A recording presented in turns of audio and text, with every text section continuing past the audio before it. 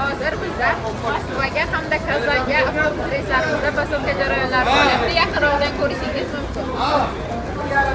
Kazan yo'nalishimiz bo'yicha hozir yo'lovchilarimiz yuklarni posyolka jarayonlari boshlanib, har bitta yo'lovchimizga 50 hamda 60 kilogrammgacha yuklarini o'zlari bilan olib ketishlari mumkin.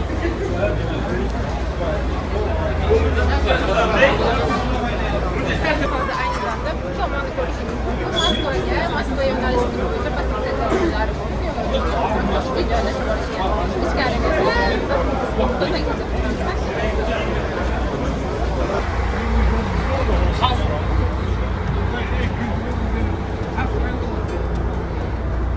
mana avtobusning ichidamiz. Old tomonga yo'lovchilarimiz orqa tomonga joylashib olishgan.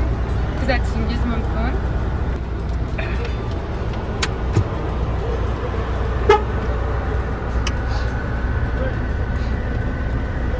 Ham xuddi shunday davlat tomonidan qo'yilgan avtobus reyslarimizdan foydalanishni xohlasangiz, bizning manzilimiz Toshkent shahar Sobir Rahimov avtovokzaliga kelib, ikkinchi qavatdan ofisimizdan biletlarni xarid qiling yoki ekranda qoldirilgan ishonchli telefon raqamlariga bog'lanib joyingizni biroq qo'ying. Bizni kuzatishda davom eting.